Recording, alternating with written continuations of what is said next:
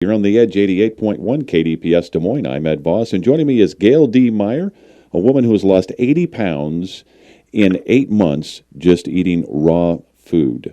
Gail, that is amazing. Now, is this something you started at the beginning of a year, or what was your reason for starting the raw food diet? I started it because I really felt unhealthy, and I was very active because I had a previous accident, and I was overweight because I was inactive. So that's what I did. I think, I'm just going to try one more thing. It's like nothing worked, and this is the first thing that has ever worked for me. Did you feel hungry doing this, or was this a good thing? No, I in the beginning I couldn't even eat all the food they told me to eat.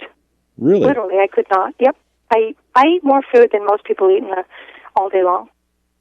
Wow. So it's not. For you, it's not much of a sacrifice. Now. Oh, none.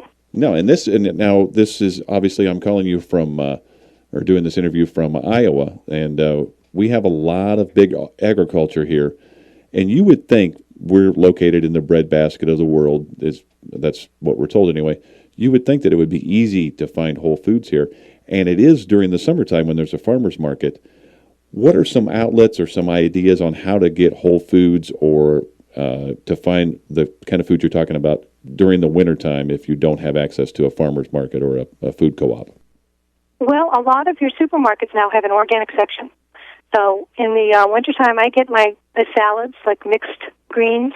You can get organic stuff there, and they all most of your supermarkets will have an organic section.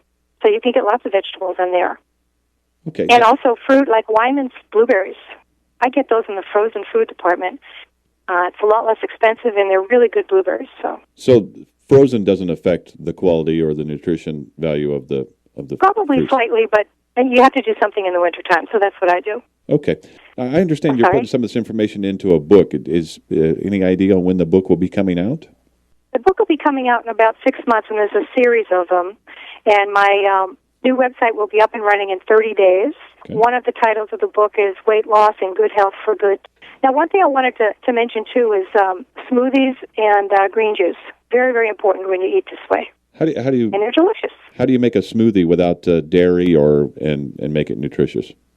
Well, coconut water is actually one of the most beneficial things you can eat in your body. So you can get coconut water. What I do is I put coconut water in, and then I'll put some very clean water, distilled water or filtered water, and then I freeze my organic bananas and put them in the freezer. I put like 2 bananas in, some blueberries, some soaked almonds, about a quarter of a cup of soaked almonds. And kids can do this. My son makes these every day. And a handful of spinach, some cinnamon, a date roll for sweetness, and some Vitamineral mix, which is a really high in B17, which is hard to get. So this is a dried thing that anyone can buy. Once my site is up, I'll have places where people can get these or order them themselves. Well, thank you. And then you mix them all up. It's delicious. Wow. Gail D. Meyer joining me on KDPS 88.1, and we're talking about the raw food diet. Now, if someone is committed to weight loss and getting healthier, is there a mix in between? Does it have to be vegan, or can you eat a little bit of meat, like maybe some chicken if you can find some chicken that's not been processed or full of chemicals or antibiotics, and then add in a little bit of vegetables, and then to make the vegetables be raw? Is that an acceptable mix here? Or? Well, something is better than nothing at all, in my opinion. Raw vegan is the best way to go. The difference between vegan and raw vegan is on a vegan, then you actually cook the food. When you cook food, obviously you're losing some minerals and enzymes, but that's fine. And then if you have to have meat, just try to get as organic, free range as you can, and just limit it to like once or twice a week. But yeah, and it's like even when you're raw vegan, if you break it once in a while, it doesn't mean you have to start all over.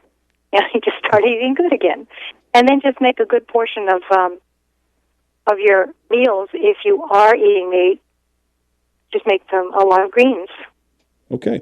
Well, and I know a lot of diet plans have they'll give you a free day. If you do most everything normal during the week, and then have one day where you can just have whatever you want to. Maybe that's the one day somebody can have some meat. Now, there is a good book out there for kids, actually, for college kids. It's called The Rave Diet. They can actually go on there, and there's meals that they can make themselves as well, and that's more vegan, vegetarian, and raw. so they can see actually how much food they can eat. And I mean, it's not how I eat, but that's the first step. That'd be a good first step for somebody. Well, thank you very much, Gail. Now, you're welcome. The name of the book, one more time, is coming out in about 6 months? It's called The Rave Diet, and it's by Mike Anderson. Okay. And your book that's coming out soon? Yes, I have a book that's coming out. There'll be a bunch of different topics, but it's all about this kind of eating. Well, thank you so much for your time, Gail. This has been Ed Vos on KDPS 88.1. Thank you for your time, too. Bye-bye. Thank you.